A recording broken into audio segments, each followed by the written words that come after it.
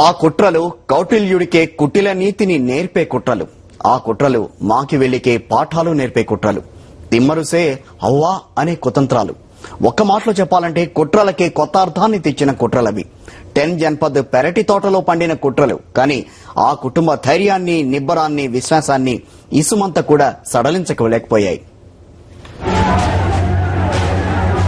కాంగ్రెస్ పార్టీని వీడుతున్నప్పుడే వైఎస్ జగన్మోహన్ రెడ్డికి తెలుసు తాను కుట్రల సుడిగుండంలో ఏదాల్సి ఉంటుందని, తాను చాలా సవాళ్లు ఎదుర్కోవలసి ఉంటుందని, తన అనుకునే వాళ్లకు కూడా దూరం కావలసి ఉంటుందని వైఎస్ జగన్మోహన్ రెడ్డికి తెలుసు.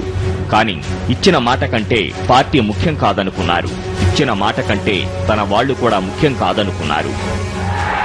ఒక్కడై నడిచారు.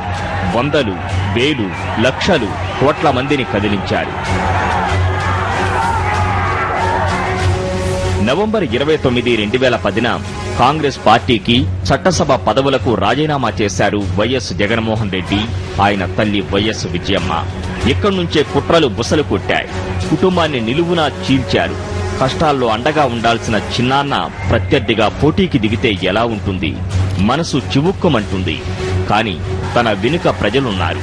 కడప గడపలు రాజన్న బిడ్డ వెనక కదిలాయి.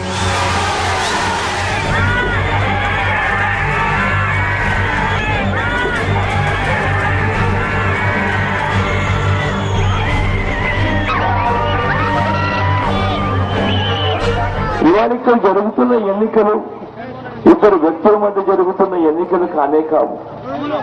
ఇవాళ ఇక్కడ ధర్మానికి అధర్మానికి మధ్యన ఇవాళ ఇక్కడ యుద్ధం జరుగుతా ఉన్నది.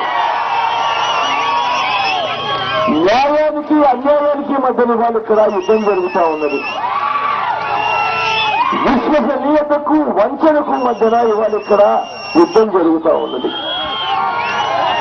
ఆత్మ గౌరవానికి అహంకారానికి మధ్యన ఇవాళ ఇక్కడ యుద్ధం జరుగుతూ ఉన్నది. ఇవాళ ఇక్కడ యుద్ధం జరుగుతూ ఉన్నది దివంగత నేత ప్రీతమ నాయకుడు రాజశేఖర రెడ్డి గారికి, సోనియా గాంధీ గారికి మధ్యన ఇవాళ ఇక్కడ యుద్ధం జరుగుతూ ఉన్నది.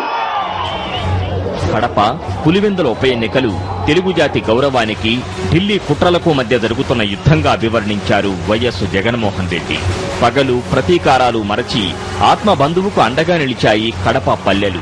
మండే ఎండల్లో ముందుండి ప్రచారాన్ని ముందుకు నడిపించారు వైఎస్ జగన్మోహన్ రెడ్డి. కాంగ్రెస్, టీడీపీలు కలిసి పనిచేశాయి. ఒక్కణ్ణెదుర్కొనేందుకు కాంగ్రెస్ తన బలగాలను మొత్తం కడపలో మోహరించింది. అధికార యంత్రాంగాన్ని దుర్వినియోగం చేసింది. ఎన్నికలు రానే వచ్చాయి. మే 8, 2011న ఉప ఎన్నికలు జరిగాయి.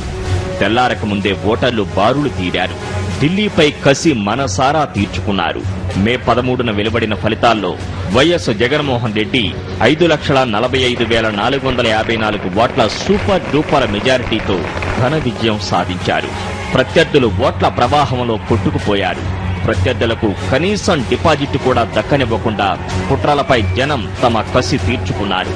పులివెందుల నుంచి 80,000 ఓట్ల మెజారిటీతో వైఎస్ విజయమ్మ విజయ ఢంకా మోగించారు.